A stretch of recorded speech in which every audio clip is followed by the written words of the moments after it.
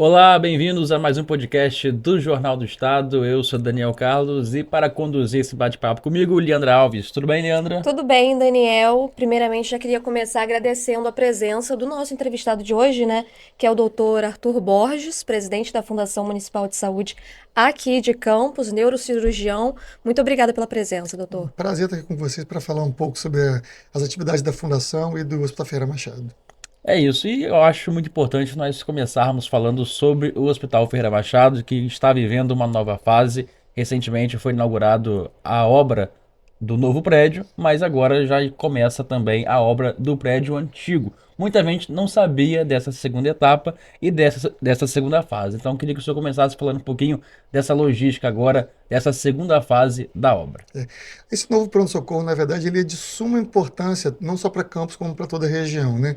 A gente tem que lembrar que o Hospital Ferreira Machado ele é um hospital da década de 50, que ele foi criado com o objetivo de ser um hospital para tuberculose e que ficou fechado durante 20 anos e foi reaberto em 91 como uma emergência. Mas ele não foi aberto como uma emergência criado e pensado para ser uma emergência, ele foi adaptado para esse funcionamento. E durante 35 anos, exerceu bem essa função, exerceu a função de atender a população, de atender toda a região. Mas o grande problema é que, por ser um prédio antigo e não ter sido pensado, os fluxos acabavam sendo fluxos incorretos. Então, uma reclamação que a gente ouvia muito dos pacientes é que eu fui no hospital para tirar um cisco do olho, para fazer uma avaliação com otorrino e passou um paciente grave na minha frente, um paciente sangrando, um paciente com traumatismo craniano. Então, isso era um sinal de que os fluxos estavam se cruzando e davam a impressão de que o hospital estava desorganizado. Porque você imagina você estar sentado com um cisco no olho esperando e passa um paciente tendo um sangramento pelo corredor na sua frente. Dá uma impressão de que alguém não está no local correto, né? Ou aquele paciente mais grave está no local incorreto, ou você está no local incorreto. E o grande objetivo dessa nova emergência foi fazer essa correção histórica, da gente separar os fluxos, né? A gente hoje tem dois setores em que eles não se encontram. Você tem um setor onde o paciente que chega com uma queixa, ele está em casa sentindo uma dor de cabeça, tem alguma preocupação, ele vai chegar em pé pelo carro dele, vai descer numa uma recepção grande, climatizada, com capacidade de 24 pessoas para espera, com uma classificação de risco, com um serviço social todo à disposição dele. Ali ele vai ser classificado, vai para o corredor atrás dessa nova emergência, onde ele vai ser atendido pelos especialistas e tomar um medicamento caso seja necessário ou fazer um exame. Então, na verdade, alguns pacientes nem vão chegar a adentrar o hospital em si. Vão fazer todo o tratamento deles apenas no pronto-socorro, dessa parte mais que a gente considera mais ambulatorial. E fizemos uma outra entrada, que é uma entrada já adaptada para os pacientes de gravidade, com capacidade de 3 ambulâncias chegarem ao mesmo tempo, onde a gente vai ter uma sala de politrauma, que é a sala onde atende os pacientes de gravidade. Que hoje a gente tem uma sala com capacidade de atender 2 pacientes, a gente passou por uma sala com capacidade de atender 4 vítimas de modo simultâneo de emergências vermelhas, né? De acidentes, de traumas. E outra sala com capacidade de atender emergências brancas, que são pacientes com suspeita de infarto ou com paradas cardíacas, mas que não têm sangramento, com capacidade de atender 2 pacientes de modo simultâneo. Além de ter sido preparada uma sala para sutura. Porque, do mesmo modo, antigamente, o paciente que chegava com corte no dedo tinha que fazer uma sutura, ele fazia uma sutura numa sala onde poderia chegar um paciente com uma gravidade muito grande. Então, essa preparação, na verdade, ela é boa para a população, porque ela vai impedir que a população tenha acesso a pacientes com complexidade diferente da que seja o caso dela. Vai ser boa para a equipe, porque a gente vai ter uma equipe preparada para velocidades diferentes, né? Uma equipe que atende no ambulatório precisa de uma dinâmica. Uma equipe que atende no politrauma precisa de outra dinâmica. Você vai ter equipes separadas para isso. E o percurso onde esses pacientes vão percorrer dentro do hospital vai ser muito diminuindo os efeitos adversos e diminuindo também o índice de infecção pela entrada de mais gente no hospital. Sim, e o Ferreira Machado, né? Até o senhor estava falando sobre essa questão dos traumas, dos pacientes que chegam em estado mais grave, né? Às vezes vítimas de um acidente, vítimas às vezes de uma bala perdida. E o Ferreira Machado, ele é referência, né, em trauma, não só aqui em Campos, mas também como toda a região e atende os municípios aqui que, né, fazem fronteira com a cidade, municípios vizinhos. Hoje, a Fundação Municipal de Saúde aqui de Campos, ela tem um diálogo também com os órgãos de saúde desses outros municípios que o Ferreira Machado atende? Tem sim, na verdade existe um grupo estadual, que é um grupo da rede de urgência e emergência, que faz reuniões Na verdade, reuniões mensais, onde são definidos as referências e contra-referências. Campos ele acaba tendo uma referência direta para 3 municípios, né? São João da Barra, São Francisco e São Fidélis, relativo a traumas e emergências cirúrgicas. É importante ressaltar que esses municípios avançaram muito, né? Hoje a maioria deles tem tomógrafo, tem equipes, pelo menos para ver a parte de ortopedia. Então o paciente ele vem direcionado para a gente hoje, basicamente já com diagnóstico ou com a necessidade de um suporte. O que mostra que a região vem se aparelhando para se tentar melhorar o atendimento à população. Mas acaba que o Ferreira Machado hoje ele é uma referência direta em torno de 700 mil habitantes. 700 mil habitantes. Além de ser referência também, falando aí além do Ferreira Machado, né, que é referência regional, a gente também tem o Hemocentro regional aqui de Campos, que se eu não me engano é ligado, né, à fundação. Isso, o Hemocentro, na verdade, ele é referência para 16 municípios. 16 municípios. Né? Quantas unidades que ele atende hoje? Porque você tem as unidades privadas e públicas que você também recebe também sangue do Hemocentro. As cirurgias que são realizadas nos hospitais filantrópicos, elas recebem sangue, tem sangue aprovisionado pelo Hemocentro de Campos. Sim, Hemocentro que funciona anexo hoje ao Ferreira, né? Ao Ferreira Machado, que construindo também que tem um prédio novo sendo construído, porque na verdade quando ele foi construído lá atrás, ele foi o segundo hemocentro fora da cidade do Rio de Janeiro. Do Hemorrio, né? Então, na verdade, como ele foi se ampliando o espectro de ação dele, as cirurgias foram ampliando também, a quantidade de hospitais foi aumentando. Então, hoje há necessidade que a gente tenha um prédio próprio, até para que a gente possa acolher o doador de um modo mais correto. A nossa ideia é que nesse prédio você tenha as especialidades relativas à hematologia, os ambulatórios aconteçam nesse prédio, então pacientes com hemofilia, com anemia falciforme, a nossa ideia é que o ambulatório seja nesse prédio, que o centro de coleta de sangue para o cadastro de doadores de medula óssea seja nesse prédio, então a gente consiga, na verdade, ampliar o atendimento do que é o Hemocentro hoje, que é um órgão muito, muito importante, não só para a cidade, como para o estado do Rio. E ainda falando do Hemocentro do Ferreira Machado, uma informação aí de bastidor que o doutor vai nos revelar, assim que a obra do novo Hemocentro ficar pronta, tem também um projeto para o local onde funciona hoje o Hemocentro. Com certeza, toda a área ela tem que ser utilizada, mas durante um longo período, como a gente falou, foi um prédio adaptado e acabou que a gente se pensou muito na parte assistencial, mas na parte dos funcionários, dos servidores, a gente não tinha os locais adequados, né? Hoje uma coisa muito discutida é o nível de burnout desses funcionários, né? Tanto de médicos, de enfermeiros, de fisioterapeutas. Então a gente precisa realmente ter ambientes de descompressão, ambientes onde esses profissionais possam ir para ter uma recuperação emocional dentro de um plantão de 24 horas. Então a ideia é que a gente monte nesse local uma parte toda voltada para os servidores e para os funcionários, com uma entrada separada para esses funcionários, onde tenha alojamentos, onde tenham vestiários, armários, áreas onde eles possam realmente repousar e ficar durante o período em que eles não estão em atendimento. Então toda a área do Hemocentro vai ser transformada em uma área para os servidores. Agora, falando um pouquinho sobre os pacientes, o Ferreira Machado, né, a Fundação, na verdade, Municipal de Saúde, tem realizado algumas pesquisas internas, né, de satisfação. E até eu estava olhando alguns índices, né, que foram divulgados. Dessa pesquisa em específico, os índices que eu vou falar, são, né, de uma pesquisa realizada entre os dias 15 e 22. E aí um número que me chamou a atenção, né, foi que entre os pacientes, mais de 92% avaliam o atendimento médico, né, como excelente ou bom. Como que se avalia, doutor, né, Arthur, esses índices e também falar um pouquinho sobre a importância dele? Quando a gente faz uma avaliação do Hospital Ferreira Machado, se a gente avaliar o corpo clínico de médicos, enfermeiros, fisioterapeutas técnicos, são os mesmos profissionais que atuam na rede privada. Então isso me gerava um estranhamento, né? Porque agora no próximo domingo eu faço 19 anos como servidor público só do Hospital Ferreira Machado. E quando eu entrava eu tinha essa perspectiva, como é que a gente pode ter um atendimento muito bom num hospital privado e aqui a gente não tem o mesmo atendimento, sendo que são as mesmas pessoas. É porque, na verdade, o que faltava para a gente era o arcabouço, era a estrutura para que se pudesse trabalhar com uma qualidade melhor e com a capacidade melhor. Era realmente a falta de uma organização, de um planejamento, de um fluxo. E é isso que a gente tem tentado montar hoje. Mas, relativo a essa pesquisa de qualidade, a gente notou que em torno de um mês atrás começaram a haver muitas queixas em redes sociais e a gente tinha uma dificuldade de compreensão. A gente foi procurar na nossa ouvidoria se tinham queixas e não tinham queixas. Até o momento que a gente pensou que a ouvidoria, na verdade, ela é importante, mas ela é um órgão muito mais passivo. Ela depende que a pessoa saia e vá procurar esse local. E a gente pensou em criar uma ouvidoria ativa. Então a gente separou uma equipe que ficou responsável por fazer análises diárias, fazer pesquisas de qualidade diárias nos leitos com os pacientes e com os familiares. E no final da semana a gente compila esses dados e faz uma média. E a partir daí, apesar da gente ter tido 90% de satisfação com o atendimento médico, os 10% que não estão satisfeitos. A minha pergunta é o que eu posso fazer para que esses 10% estejam satisfeitos?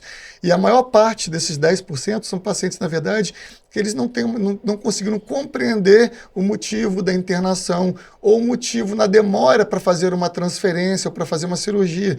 Porque você imagina que você sofre um acidente motociclístico, tem uma lesão de pele extensa e teve uma fratura. A gente, para poder colocar uma placa naquela fratura, eu preciso que a pele esteja de modo completo, que ela consiga cobrir aquela região. E às vezes o paciente não está nesse período.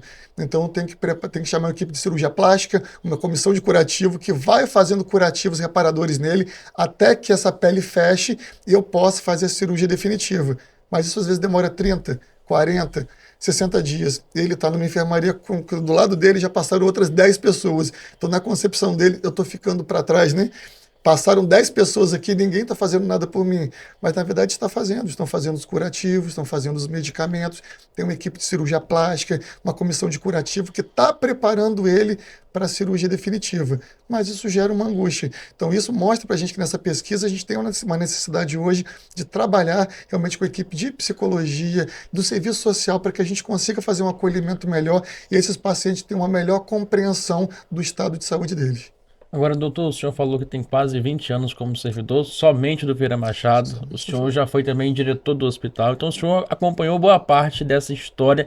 Então, como é para o senhor hoje, na posição de presidente da Fundação Municipal de Saúde, vivenciar e participar desse novo momento do Vieira Machado? O hospital tem muita coisa para a gente ajustar ainda. Esse pronto-socorro novo assim, é um sonho para a gente, essa correção desse fluxo, mas tem muitas coisas internas que a gente vai ter que preparar ainda, e essas reformas internas vão ajudar que a gente se prepare para evoluir para esse momento. Mas eu venho de um período onde a gente tinha pacientes, 40, 50 pacientes no corredor de modo normal, de modo usual. E isso é muito ruim, porque as pessoas começam a se acostumar com aquilo, né? É diferente hoje, se eu chegar no hospital, que eu tenho há 4 anos sem ter paciente no corredor, se eu chego e olho um paciente no corredor, é um choque, né? É um choque para a gente. O que é que eu posso fazer para melhorar isso? Agora, você imagina um período em que você tinha paciente no corredor há 15 anos, onde o normal era você ter o paciente no corredor. E o paciente no corredor, o grande problema dele é que esse paciente, na verdade, ele era atendido. Você tinha equipe médica, mesma equipe do hospital privado atendendo ele fazia tomografia, ele fazia exame, ele fazia cirurgia. Você fazia uma pesquisa de satisfação para ele, está tudo péssimo. Por quê? Porque ele está no corredor. Ele não está no local adequado. E o paciente não está no local adequado não é só para não, eu tenho que estar num quarto, porque um quarto é melhor para mim. Não, você diminui o tempo de internação, você diminui o risco de exposição do paciente, o risco de infecção hospitalar, o risco de eventos adversos, queda da maca, ou de aplicação de medicamentos de modo inadvertido. Então, na verdade, assim, a gente alocar o paciente no local correto, na minha concepção, é um direito do paciente e que a gente não conseguia exercer. E isso há 4 anos atrás, eu fiz um curso de pós-graduação em gestão pública e um dos módulos era sobre isso, um programa chamado Lean das Emergências. E o Lean, na verdade, foi um projeto criado pela uma fábrica de carros para automatizar o funcionamento dessa fábrica e diminuir erros, diminuir o tempo de operação, melhorar o lucro. E isso começou a ser utilizado para diversas áreas, inclusive dentro da medicina. Fiz esse curso, falei, vamos tentar implantar isso aqui. Eu lembro até hoje, foi no dia 30 de julho. O prefeito manda uma mensagem, já todos mandaram a foto aqui, o corredor está vazio. Eu falei, prefeito, vai ficar vazio para sempre. Ele, não, mas não é possível, ele vai ficar vazio para sempre. A partir daí, a gente começou a montar uma estrutura que no começo foi uma concepção muito difícil, porque você imagina, eu tinha 2 enfermarias no pronto-socorro, onde eu tinha camas de internação e cadeiras para acompanhante. Então, na verdade, quando esse paciente ia para uma cama de internação e tinha uma cadeira para acompanhante deitar e passar a noite, aquilo virou uma internação. Sim. Aquilo virou uma internação, mas uma internação no pronto-socorro, onde a equipe que via ele não era a equipe da rotina. Quando o paciente ele interna no andar, eu tenho uma equipe que passa a visita nele e que de modo único define qual é a conduta dele. Quando a gente está no pronto-socorro, isso não existe.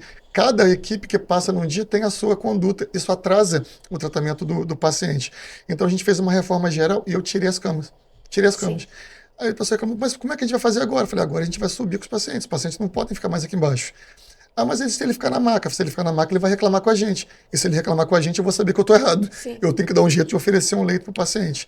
Então a gente começou a tentar rodar mais o hospital.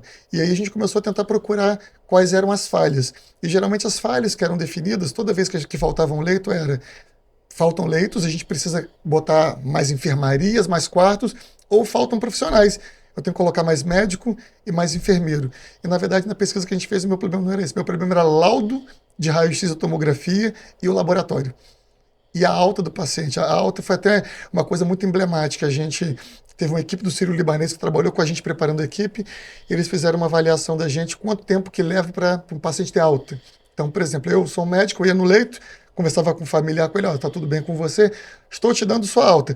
Preparava os papéis de alta. Quanto tempo que você acha que levava o paciente para ele ir embora? Do momento que o médico dava alta? Meia hora? 26 horas. 26 26 horas. horas. E tem trabalhos hoje que mostram que quando a alta do paciente diminui em 6 horas, não é da alta precoce, é ele ter alta dentro de 6 horas do momento correto. Você aumenta os leitos dos hospitais em 20%. Então, um hospital de 200 leitos, ele passa a ter 240 leitos só em você dando alta 6 horas antes. Na logística ali. E a gente fez uma correção hoje, a gente trabalha entre 4 a 6 horas para ter alta. E, na verdade, porque nunca tinha sido pensado num fluxo de alta.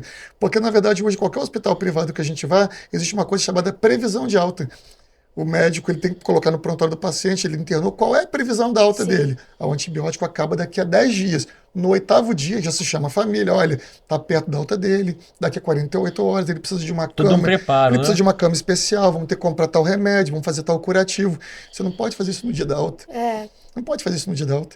E, para a anti- família e desprevenida. antigamente era feito. Você dava alta, quando você dava alta, o médico entregava para o enfermeiro, que entregava para o técnico, que entregava para o secretário. O secretário levava no setor de alta, o setor de alta ligava, ó, seu parente está de alta, mas ninguém me falou nada, eu não preparei aqui a casa, eu só saio do trabalho 6 da tarde. Ele chegava às 6 da tarde, mas não tem ambulância agora, pode ser de manhã. E o paciente ele ia ficando, ele já estava de alta. Então, na verdade, o que a gente está propondo, o que a gente começou a propor foi pegar esses gargalos.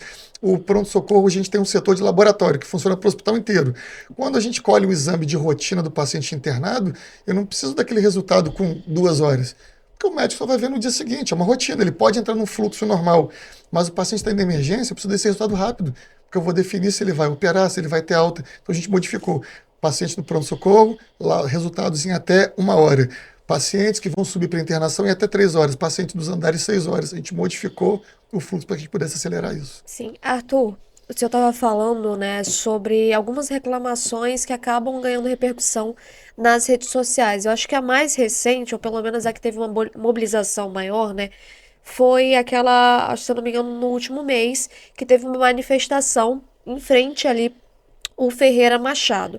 E aí era em relação, né, o principal caso que chamou a atenção ali foi de uma paciente supostamente oncológica. Eu queria que o senhor falasse um pouquinho sobre como que é feito esse processo, desde a internação do paciente e aí um suposto diagnóstico oncológico, o laudo e aí sim fazer, né, a transferência dele para um hospital que seja de tratamento oncológico. É. E também como que é a relação da Fundação Municipal de Saúde com os hospitais, né, contratualizados.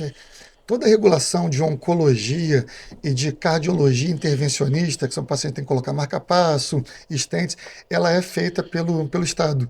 Ah, sim. E isso está correto, na verdade, porque você imagina um município como São João da Barra, São Fidélis, São Francisco, que não tem um centro de oncologia. Se Campos regulasse tudo, poderia ter um viés que só os pacientes de Campos conseguiriam um atendimento e os hospitais de outros municípios não. Então, assim, essa regulação ser uma fila estadual está de acordo com a normativa, tem que ser nesse caminho mesmo.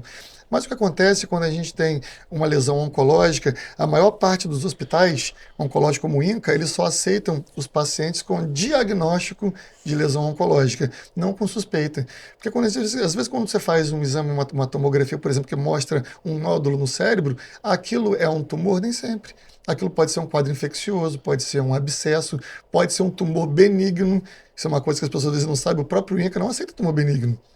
Só aceita tumor maligno. Então você precisa ter um diagnóstico para que você encaminhe esse paciente para o local correto. E o diagnóstico leva tempo. Porque quando a gente faz uma biópsia da lesão para mandar para um patologista, a patologia normalmente leva de 10 a 14 dias. A peça tem que ser preparada, ela é cortada, ela é parafinada, não é uma coisa que você tem um resultado imediato.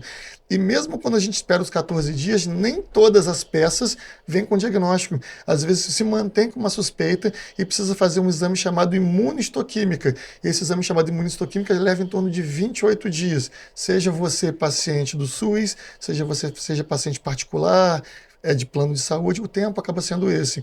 E às vezes para um paciente que está internado no hospital aguardando, aquilo é um sofrimento muito grande, porque passam-se os dias onde a pessoa olha e fala que não está sendo feito nada por mim, né? Sim. Então a gente tem que se compadecer realmente com a preocupação do paciente. Mas do mesmo modo, qual vai ser a vantagem de eu encaminhar esse paciente por um serviço de oncologia que não vai tratá-lo? Ele vai ficar nesse hospital durante 30 dias aguardando a imunistoquímica, tirando a vaga de um paciente que tem o diagnóstico, já poderia estar fazendo o tratamento. Então não é uma questão tão simples, mas a gente entende muito que os pacientes realmente ficam querendo uma resposta imediata ao problema deles, mas nem sempre é possível. E é por isso que eu falo que nesse momento esses pacientes eles precisam ser acolhidos, eles precisam ter a compreensão desses fatos do que está acontecendo com a evolução do tratamento dele. E precisam entender que, na verdade, eles não estão ali, eles não estão fazendo nada deles. Fizeram a tomografia, fizeram a ressonância, fizeram um exame de sangue, fizeram uma biópsia, mas a gente não conseguiu fechar um diagnóstico que permitisse a transferência dele para um tratamento completo. Agora, doutor, eu queria que o senhor falasse um pouquinho da saúde do município de uma forma geral. Focamos muito hoje no Ferreira Machado, mas também falar um pouquinho do HGG, que vive um novo tempo, né? Hospital ali reformado. Em breve também vai ter ali a área específica para hemodiálise. Então, eu queria agora que o senhor desse um diagnóstico, né? Um panorama geral da saúde pública do município de Campos. O HGG se tornou assim um hospital ímpar dentro da cidade, né?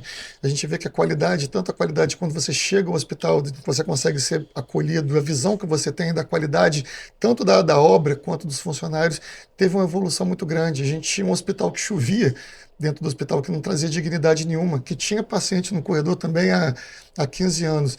E o doutor Vitor, que é o superintendente lá, faz um trabalho assim muito marcante. Também é um hospital que está terminando, acabou de passar pelo processo também do Lean das emergências também, com a equipe do Hospital Albert Einstein, que veio aqui a cada 15 dias com um médico, um engenheiro, preparar o hospital para que sejam melhorados os fluxos também e a gente consiga uma maior agilidade. E é um hospital que agora a gente está indo para a segunda parte, né, que é a reabertura do ambulatório, que deve acontecer no dia 24 agora de novembro. Esse ambulatório, as marcações não vão acontecer no HGG. O hospital ele vai ser o executor das consultas, dos exames, dos procedimentos. As marcações vão ser nas UBSs e vai ser no núcleo, porque o objetivo é que as pessoas marquem os seus exames, os profissionais próximos de casa, não tem necessidade de se dirigir até um hospital para fazer sua marcação. E a nossa intenção é oferecer no HGG um ambulatório ligado a especialidades que tenham relação com o próprio HGG. Então a gente quer montar um ambulatório de urologia, que lá realmente hoje é o nosso centro de urologia para cálculo renal, para colocação e retirada de duplo J, para cirurgia de próstata. Então nossa ideia é colocar um ambulatório forte de urologia lá, criar um ambulatório de ginecologia, que também na cidade a gente vê que há uma necessidade, né, de obstetrícia. A gente está muito bem servido com plantadores de cana, mas veja a necessidade de um ambulatório de ginecologia forte e que faça procedimentos como esteroscopia diagnóstica, esteroscopia cirúrgica. Então a gente está preparando para montar isso lá também. Um ambulatório de cardiologia com teste ergométrico de cirurgia de pele, pacientes com lesões, com melanomas, com pintas, possam ser atendidos no hospital. Então a gente vai fazer uma proposta diferente. A gente não quer montar um ambulatório de clínica médica ou de pediatria, porque esse ambulatório, eu acho, tem que estar próximo do paciente. Tem que ser feito na policlínica da região onde o paciente está, né? que isso, inclusive, hoje é um conceito moderno. Campos, ele teve que ser dividido em 3 macro-regiões, e dentro dessas macro-regiões a gente tem que ter um hospital, uma policlínica, uma UPH para fazer atendimento de emergência e as UBSs, porque o paciente não tem que se deslocar de uma ponta até outra, né? Você imagina o paciente morar em Santo Eduardo e eu só ter um profissional em Ururaí. A gente precisa montar uma estrutura que ele fique dentro da própria região, da região dele. E é isso que a gente está tentando montar hoje. E também tem a questão do centro de hemodiálise, né, que em breve vai estar sendo inaugurado e entregue. O centro de hemodiálise também, se a gente avaliar, ele é um aparelho único, né? Eu não vejo no Brasil nenhum prédio que tenha sido preparado e dedicado para o paciente de hemodiálise. Do mesmo modo, é importante a gente entender que ele é um quadro muito necessário, porque muita gente acha que a hemodiálise, não, de 30 anos para cá, tem muito mais gente fazendo hemodiálise, sim, porque as pessoas estão vivendo mais. A nossa pirâmide etária está modificando, né? Antigamente a gente tinha muito jovem, menos idosos, e hoje a pirâmide está invertendo. As pessoas estão vivendo mais, expectativas de vida chegando a 74, 75 anos, com previsão de chegar até 80 anos nos próximos 15 anos. Então a gente tem que se preparar para esses pacientes que vão ter mais doenças crônicas.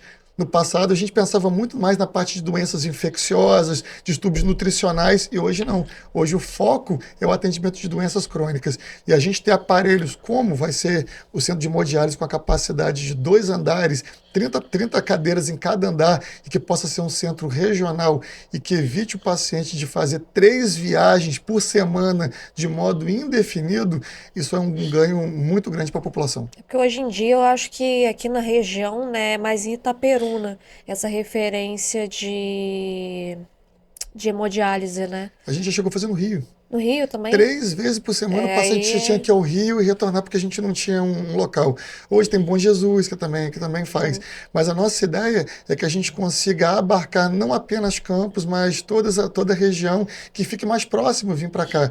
E a gente tem um aparelho, na verdade, que vai ser dedicado para aquilo, né? Sim. Como foi a clínica da criança, né? No início, né? Quando a gente faz uma UPH, né? Que na verdade funciona como uma UPA, mas dedicada para pediatria, você tem uma portaria dedicada para pediatria, um serviço social dedicado, uma psicologia, fica muito mais fácil de você trabalhar com as necessidades, com as dores dos pacientes.